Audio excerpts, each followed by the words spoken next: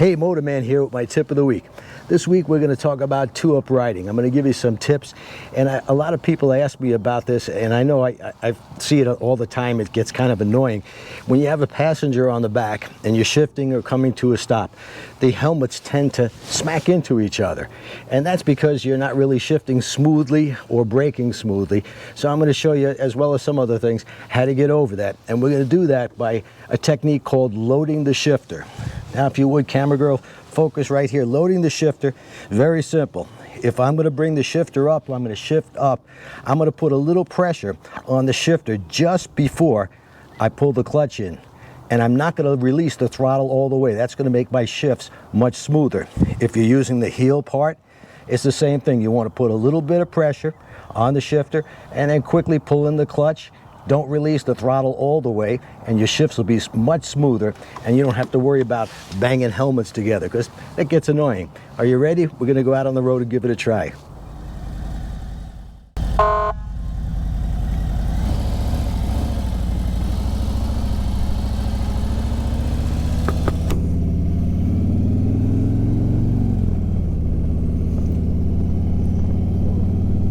Okay, now what I'm going to be doing is when I go to shift, I'm going to put a little weight. I'm going to use the heel shifter, so I'm going to put a little weight on it prior to the shift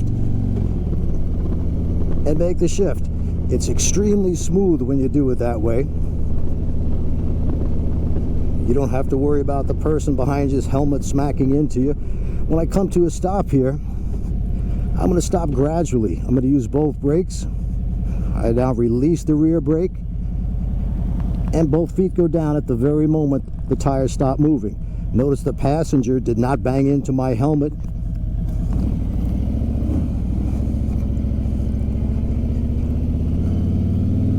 Little weight on the shifter, shift. Now we're coming to some turns here, so what should the passenger do? It's really simple. The passenger does exactly what the rider does. They are one with the machine. The passenger should not be leaning on the opposite side of the turn. I see that a lot, and I think it may be something instinctual with passengers. They feel they have to lean the opposite way of the turn. That throws the rider off, throws off the balance of the motorcycle. So here we're coming to a turn. I'm going to say straight up, lean the bike under me, and passengers should do the exact same thing.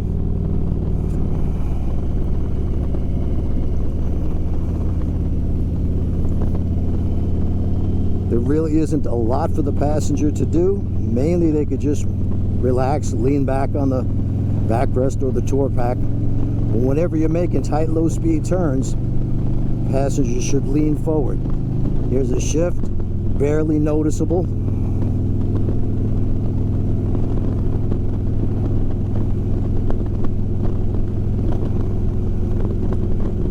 If I wanted to downshift, I'm going to pull in the clutch. I'm going to rev the motor just a bit as I downshift, so I match the revs, and notice there's no jerking of the motorcycle going back and forth.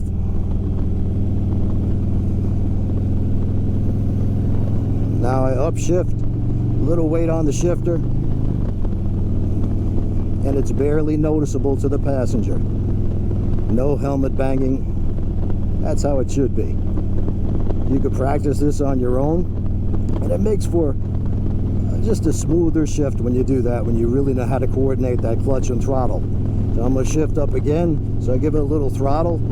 I pull in the clutch. I don't release the throttle all the way. I had some weight on the shifter, and the shift is just as smooth as butter.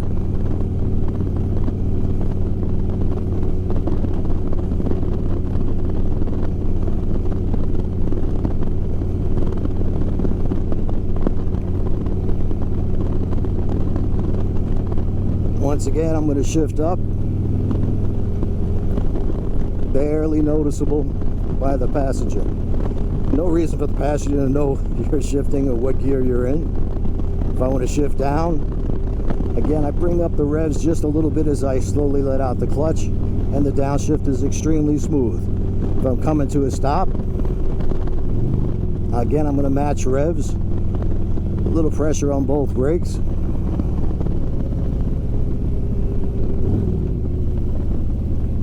And as you can see, there's no bouncing back and forth. by the passenger. Now I'm going to upshift. I accelerate. A little bit of pressure on that shifter. Let the clutch out nice and smoothly.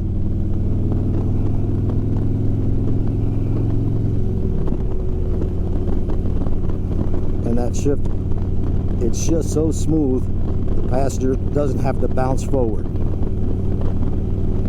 And as I said, when just cruising down the road, the passenger could just relax. You want to hold the rider low in the waist area. But when you're going to make low speed turns, the passenger should lean forward. In fact, it's fine if the passenger's chest is up against the rider's back. That puts all the weight in the middle of the motorcycle. And whatever way the rider leans, that's what the passenger should do as well. Normal 24-foot turns, there's no reason to even be counterbalancing. You can if you like, but there's really no reason for it unless you're making, you know, an 18-foot turn. So I'm coming to a stop now. Notice how smooth that was.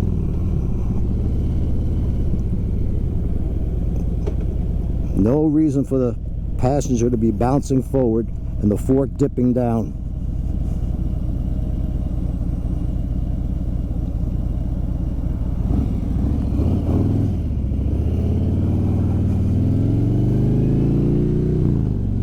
Again, a little bit of weight on that shifter.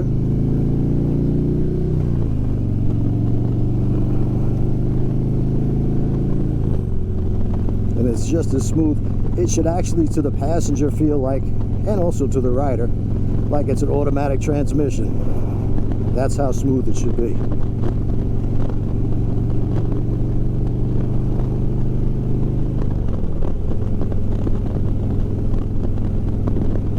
Now this isn't a big deal. I mean, it's if you don't mind, if you ride with a passenger and you don't mind their head smacking into you, don't do this. But if you want to do it properly and make it as comfortable as possible for the passenger, you should learn to shift it properly. Now I'm going to be making a right turn up here, so I'm going to start to decelerate. I'm going to match my revs with my downshift.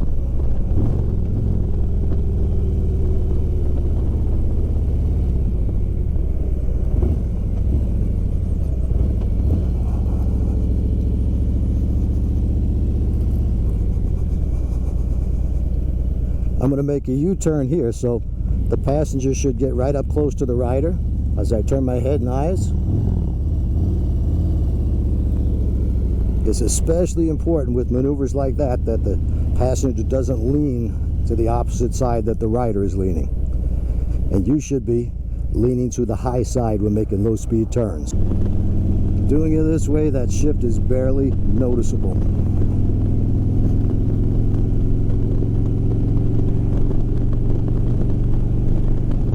Another shift, nice and smooth. I'm not popping that clutch out. I'm not on and off the throttle. It's just smooth motions. The smoother you are, the better you are at controlling the clutch and throttle, the better the ride. I'm going to be making a left turn. Got my signal light on. I'm in 5th gear, so I'm going to downshift, matching revs. Got a little pressure on the brakes, both brakes.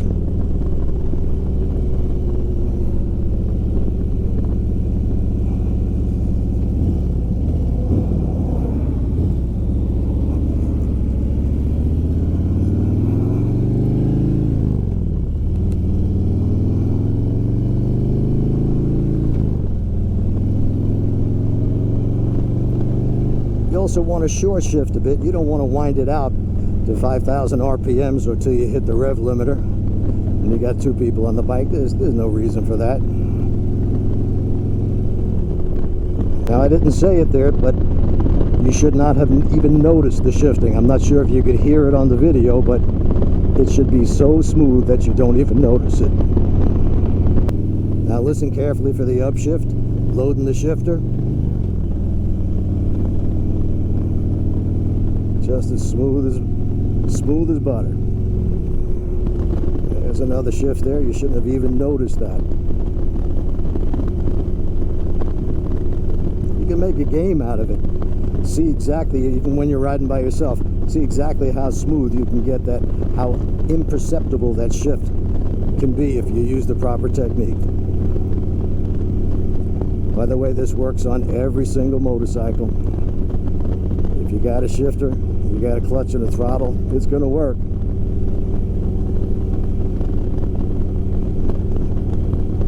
Keep in mind also that if you like these videos, I'd appreciate if you give me a thumbs up, subscribe, click the little bell so you'll be notified. And I get a lot of questions about my classes and where I teach. I teach here in Newport Richey, Florida, but I have 21 schools around the country. If you go on my website and click on Classes with Motorman, you can see what my schedule is for my class, or you could click on Training Locations to find the class nearest you. At this time, we have 2 possibilities in California. They look like at least one of them is going to be coming through very soon, so keep an eye out on the website for training locations. We've been trying to expand to the West Coast. Now I'm going to slow for this turn. I'm going to downshift again, matching the revs, so it's a nice smooth downshift. Really don't need to brake. I start on the outside, gives me the best view around the turn, head to the inside. Another downshift prior to the turn.